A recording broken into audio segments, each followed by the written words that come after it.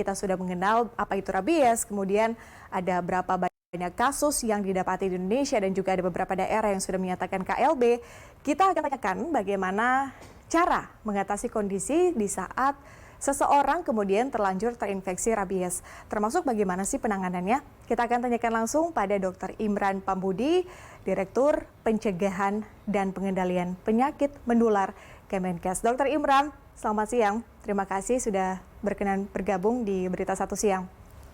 Sejak puluhan tahun lalu, Dok, rabies masuk dalam daftar penyakit paling menakutkan yang dapat menular dari hewan ke manusia. Sebelumnya, mungkin sebelum saya tanyakan ciri-ciri, saya ingin update dulu nih, Dok. Ada nggak sih laporan-laporan terbaru terkait dengan adanya korban yang meninggal akibat rabies ini? Kalau tadi kami update terakhir ada 11 kasus, ada laporan kasus lagi atau masih seperti 11 kasus itu? Iya, selamat siang, Mbak. Jadi kalau masalah data, itu tadi kan data April ya. Setelah kita update sampai kemarin, itu terjadi peningkatan kematian.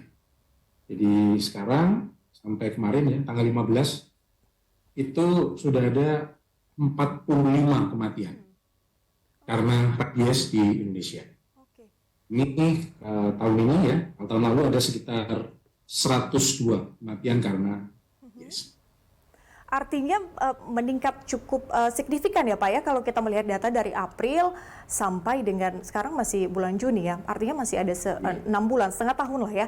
Tapi untuk mengenal ciri-ciri seseorang terinfeksi rabies itu seperti apa sih, Dok? Ya sebetulnya cirinya itu ada tanda-tanda awal. Jadi kalau ditanya cirinya apa, kalau habis digigit sih dia tidak ada tanda-tanda khas ya, kecuali lukanya.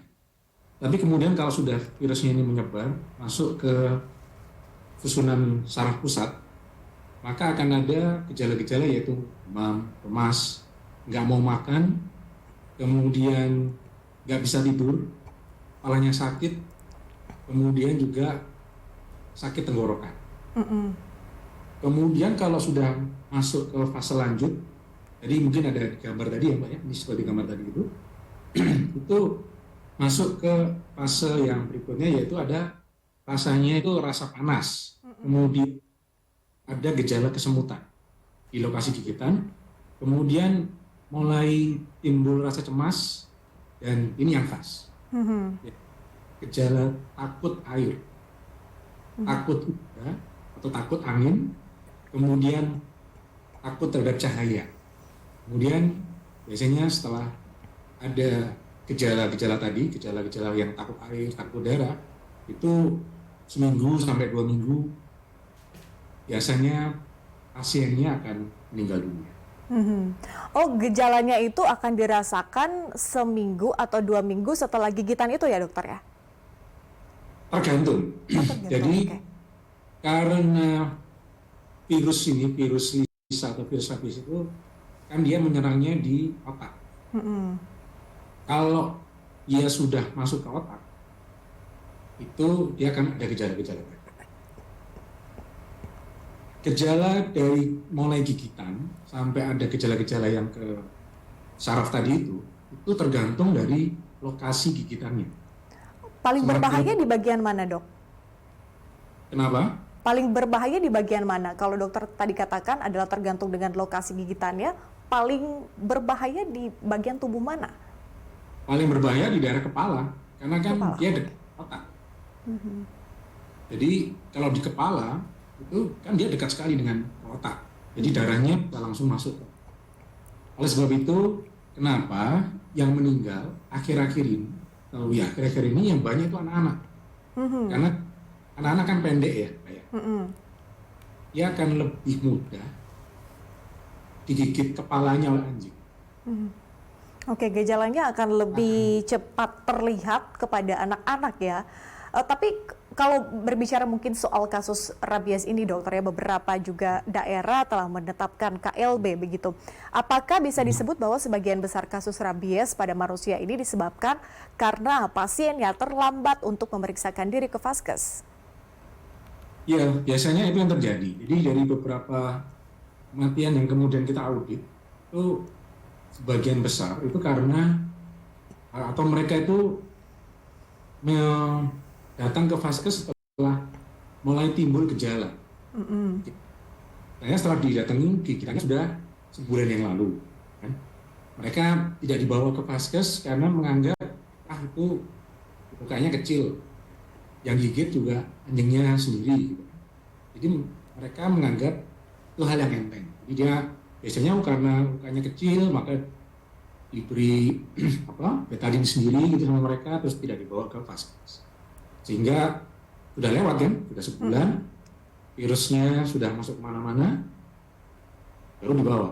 Itu yang kemudian fatal. Oke, sering disepelekan ya dokter ya, habis digigit kemudian tidak langsung memeriksakan diri. Nah kalau berbicara soal penanganan, dokter, penanganan awal mungkin yang harus diketahui oleh masyarakat saat kemudian digigit hewan yang terjangkit rabies.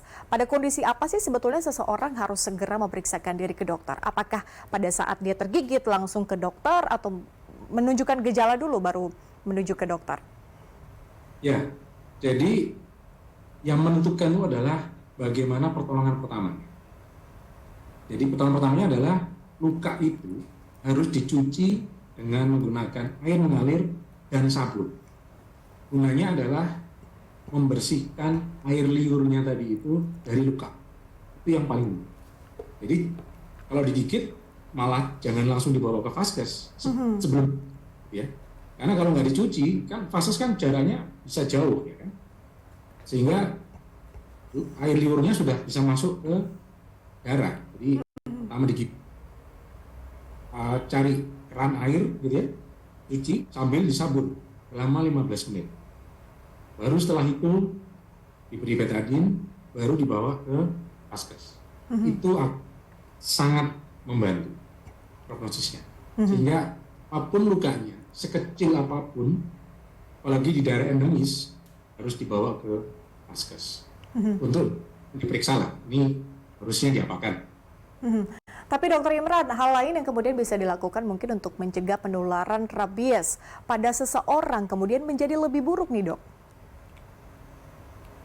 Kalau pencegahannya ya jangan sampai tergigit, karena itu permasalahannya penting. Kemudian yang kedua, itu kan masalahnya ada di hewan. Selama hewan yang ada itu masih mengandung rabies, maka manusia juga akan susah. Jadi kalau dari saya adalah pertama jangan sampai kegigit.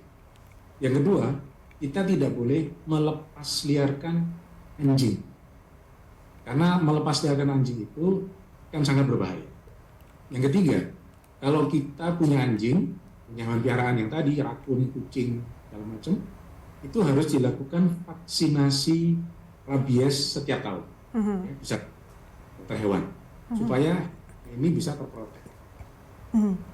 Karena kalau sudah ke manusia, sudah ada tanda-tanda tadi, itu ya kita sih dari textbook, biasanya seminggu, 2 minggu kemudian pasiennya akan meninggal.